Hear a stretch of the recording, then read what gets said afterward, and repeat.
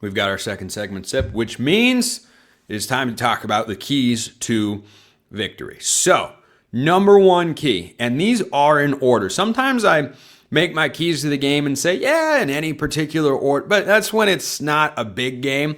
Couple things I'm looking for in this order. Number one, Oregon has to disrupt the timing and rhythm of Jayden Maiava. So, he's been really good this year. He has become far less turnover prone than he was when he took over the starting job for Miller Moss last season and has done a much better job throwing the football. He's mobile-ish.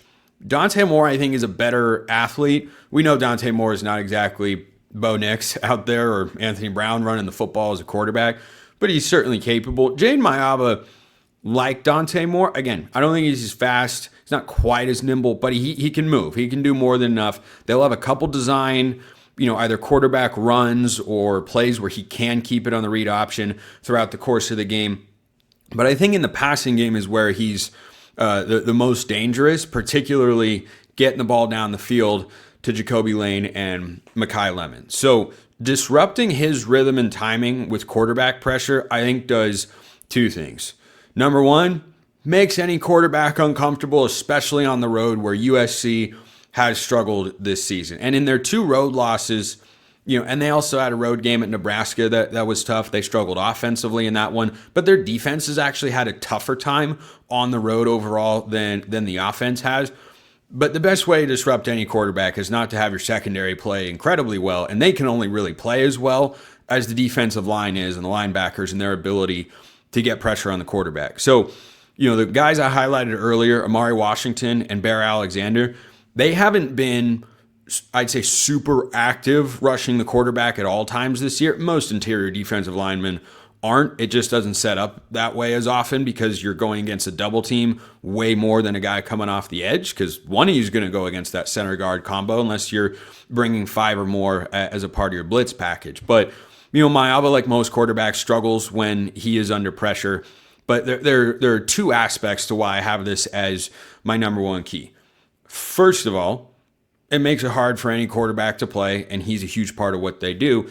But secondly, I'm okay with completions to Makai Lemon and Jacoby Lane as long as they're not explosives. And if you're disrupting the timing and the rhythm and the flow of the USC offense when he's sitting in the pocket, he's not going to have time to push the ball down the field, and Lincoln Riley will have to make an adjustment. If Makai Lemon finishes the game with 10 catches for 92 yards, that's a win for the Ducks. Because that means on average, his first downs or his receptions are not going for first downs. Where you run into a problem is if Makai Lemon has 11 for 140 yards or something like that. But if you force everything to be underneath and make USC kind of dink and dunk down the field and not let them get easy ones and make them earn everything, I think Oregon's advantage up front can show through to the point where you'll be able to keep USC out of the end zone and off the scoreboard as much as you were looking for. So that is easily my number one key to the game. You have to disrupt his rhythm and timing. It doesn't necessarily have to result in sacks, or there's not a sack number that I'm looking for in this game. What I'll be watching for is how comfortable is he in the pocket? Does he get any happy feet? And does he have time to sit back there and try to push the ball down the field to his elite receiver tandem? So taking those away, I think, is more likely to come with quarterback pressure than it is, even though Oregon secondary's played great and Finney is awesome and Thieneman's a stud and all of that is true. When you have great receivers on the other side, sometimes there's just nothing that you can do. You can be in great position and a guy might just make a play. These receivers are that caliber.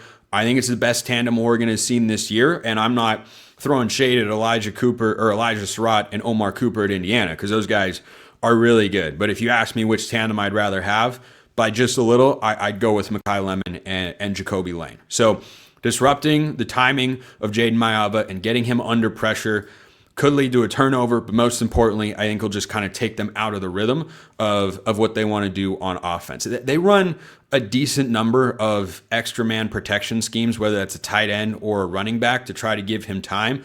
I'm curious to see how Dan Lanning and Tosh Lupoi try and counteract that on the other side. Key number 2 is establish the run game early. It can be really demoralizing for a team defensively that has had, let's say, its ups and downs in that area, which is putting it politely for the Trojans fans. They've been better than last year. They set a low bar, but they have improved. But as I mentioned earlier this week on the show, they've allowed 170 or more in 3 straight games. If you lean on this run game early, not only can Oregon have success and set up Dante Moore for what he's able to do in the passing game really well, but I think you can just wear down this USC defense. The interior of the defensive line, like the O-line, I don't think is as good as they are on the perimeter. And if you get Emmanuel Prenon and Poncho and Iuli and the counter actions and whatnot, really creating lanes for these Oregon running backs, I think you could see some explosive runs, which is kind of what we've come to expect from the Oregon ground game, because the way that they have used the 3 running backs of Whittington and De'Aaron Hill and Jordan Davison, of course, who I'll talk about later on today's show as well. You get those guys going early. They just look so fresh throughout the entire game. I love the 3-man rotation. I think that they could have some really big runs, and it could just also serve as a way to help your defense out.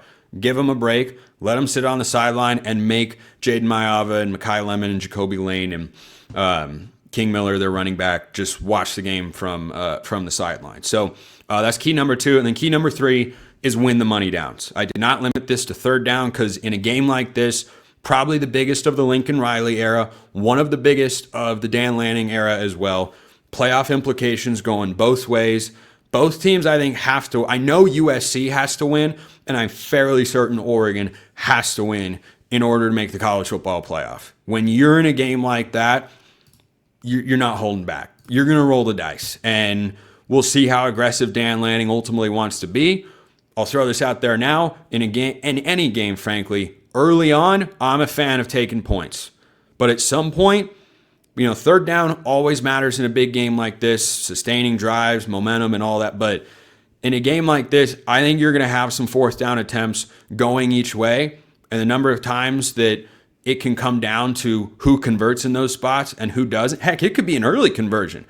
I could see this being a game where USC tries to convert on, let's say, 4th and goal from the 2 or 3 yard line. Oregon holds, and then Oregon goes on to win the game by 10 to 14 points or so, and you look back and say, or maybe even more than that, and you look back at that moment and go, wow, that didn't just keep points off the board, but that momentum just swung things in Oregon's favor in a big way, or vice versa, but of course, hopefully not. So disrupt Jayden Maiava's timing, establish the run game early, win the money downs. Those are my 3 keys to victory for the Ducks. If they do 2 of those things, I feel good. If they do 1, could be tight. They do 0, They do all 3, I think Saturday is going to be a really, really fun day. So drop your keys in the comments below. Let me know what you guys think.